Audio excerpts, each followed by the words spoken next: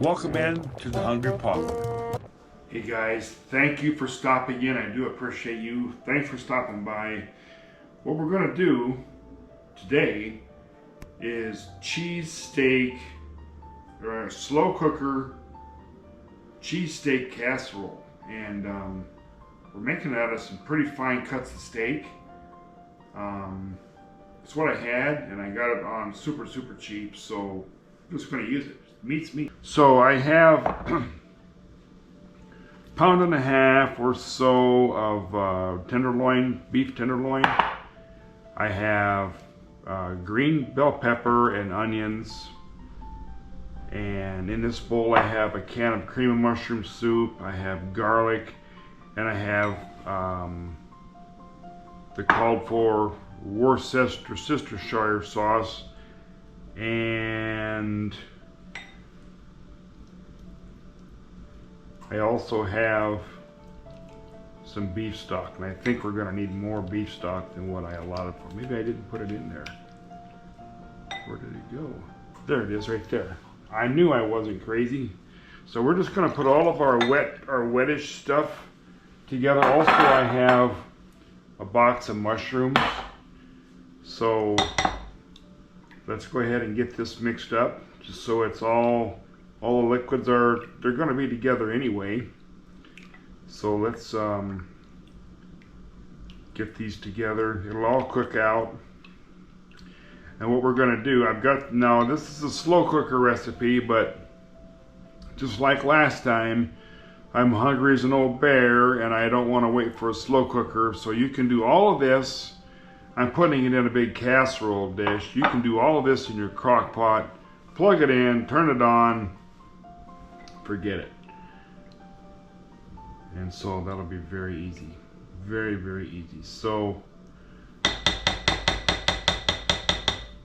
let's do that. So let's layer this, the ingredients in here, and you know, we might ought to give that casserole a little spray here, just for grins. I don't know what good that's really gonna do, but let's just give it a shot there. And so let's layer the stuff in there. There's some steak on the bottom, and we're gonna layer, and I've got cheese. This is a recipe for clean out the fridge of all your leftover cheeses. So that's what we're gonna do. So let's get it in here, and it's gonna bake in the oven. I've got the oven preheated to 350, and I'm gonna say it's probably gonna be an hour and 15, hour and 20 or so. So there's that. There's some steak. Let's see, I need a rag here, guys. I need a rag. You can't go from this to that and not have clean fingers. You know what I'm saying? Okay, so, and then we are going to clean out the cheeses. Let's go ahead and just put these cheeses in the layer too. Now here's a layer of American. Now when you go to Philly, when you have a Philly cheesesteak, they're going to ask you with whiz or without whiz. Well, this is whiz in slice form. So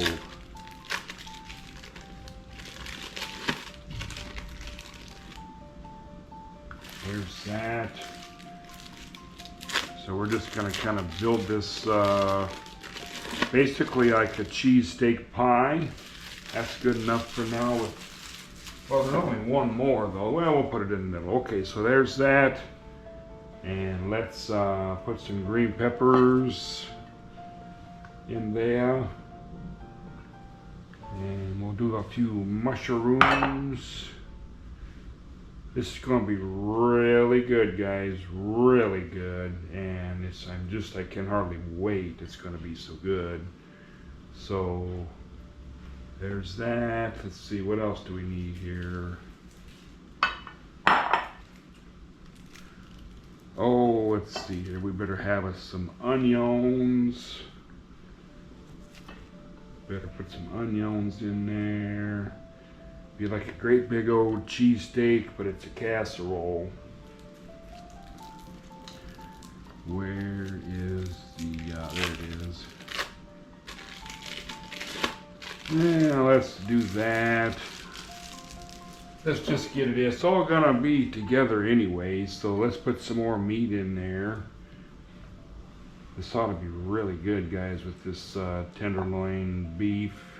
Filet mignon, as they say. Ought to be really, really good, I'm telling you. I never have in my ever life put steak in a casserole before, but this is going to be really good. This is going to be really, really good. So let's do some of this here.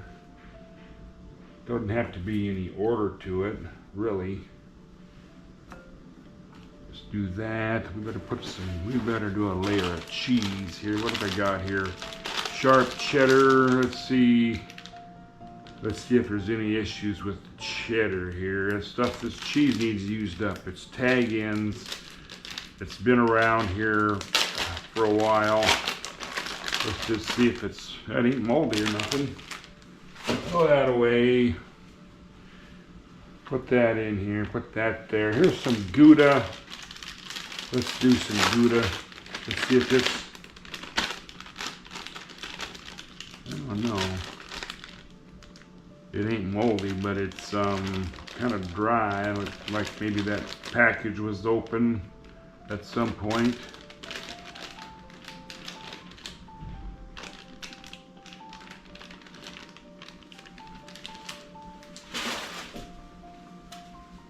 We're going to use up all these tag ends of cheese that's laying around in the fridge here. Let's do that. So let's do that. Oh, I've been forgetting my mushrooms. Let's put some mushrooms. I should have put some more. I got some down in there. We'll do this. Whoops, one's getting away. There's that. And that's good enough. And we got a couple more chunks of beef here. Let's go ahead and put them in there. Now this is gonna have to, obviously it's gonna have to bake. So there's that. Let me rinse my hands just real quick here. 1 second.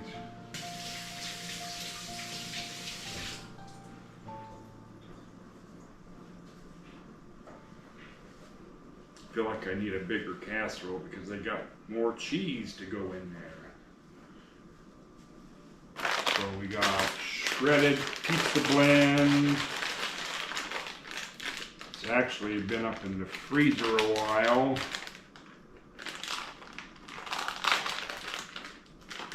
There we go.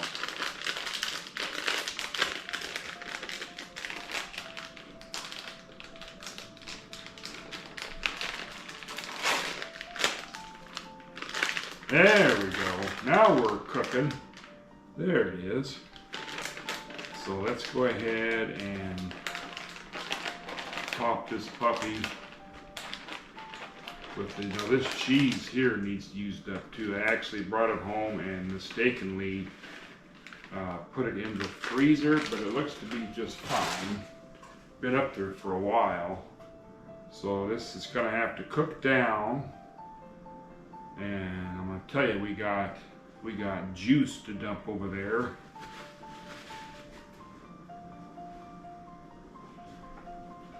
Whoopsie.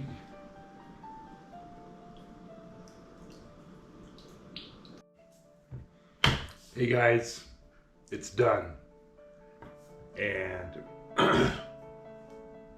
true confessions, I forgot to put the pasta in that, and you saw that how loaded that casserole dish was. So I actually moved this over to a Dutch oven and put the pasta with it and baked it.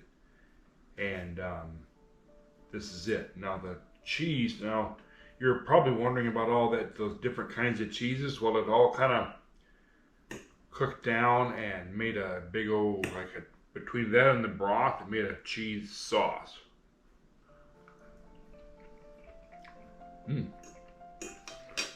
That's very good. And I have some of that garlic toast.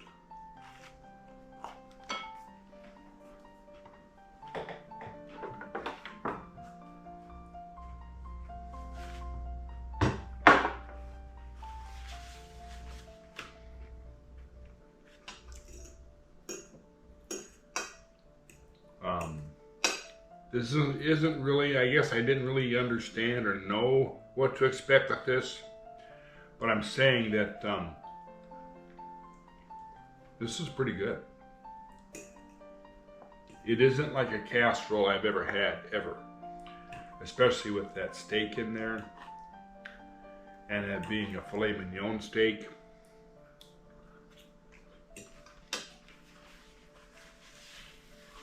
The bell peppers, the mushrooms, the onions, it's all pretty good. Like I say, the cheese in the broth all cooks down and makes a sauce. That's really pretty good. So it doesn't really matter what you put in there for cheese. Just put whatever you want. Maybe whatever you got. Whatever you like. That's one thing about cooking. There's a lot of room for making it your own.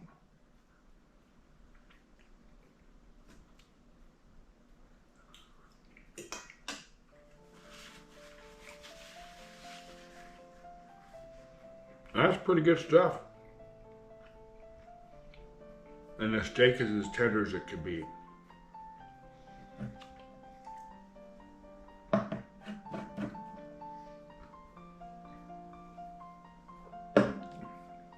Very, very good.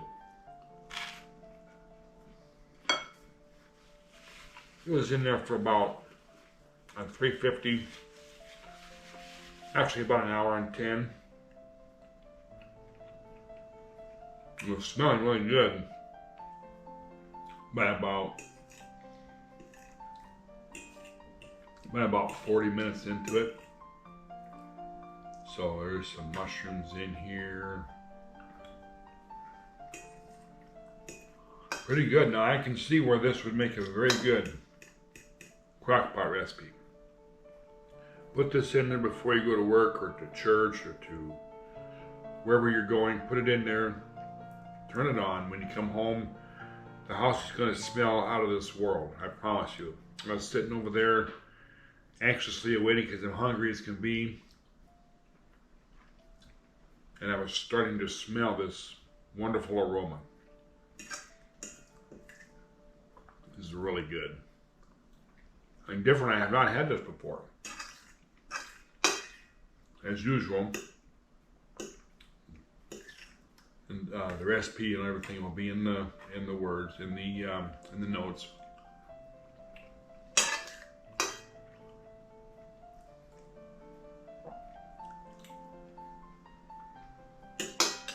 I never had a steak casserole in my life. I'm glad I had that cheap steak.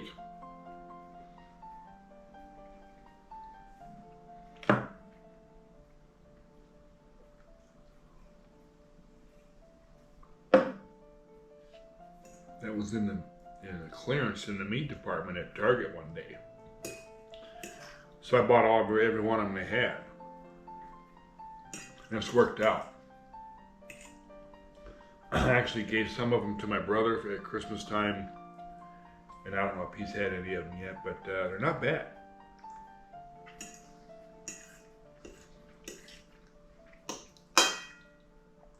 Pretty good.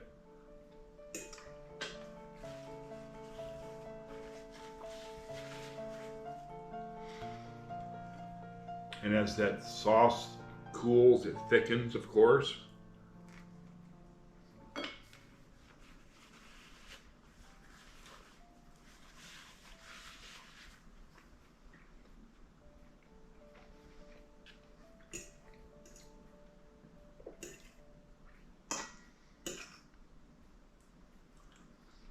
And I put quite a bit of garlic in there.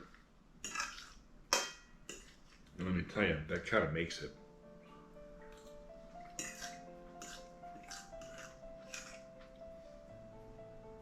So there again, you could just use whatever cheese you have. use some sort of white cheese, whatever. Pretty good.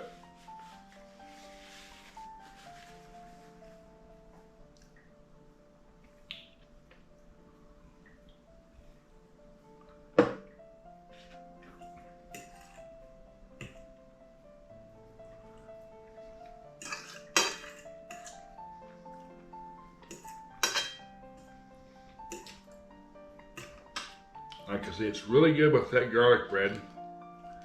The New York, I forget what it's called, the New York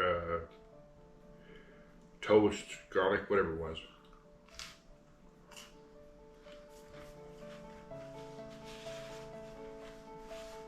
So, I'm gonna finish feeding my face. And don't forget, I appreciate every one of you. Thank you so much for watching the videos. Please don't be afraid to comment, like, etc. You're so very appreciated. I thank you. So, let me know what you think in the comments. And thank you, and I will be figuring out what to make next time. So you have a good one. Thank you for stopping by, and we'll see you on the next one, guys. Bye-bye.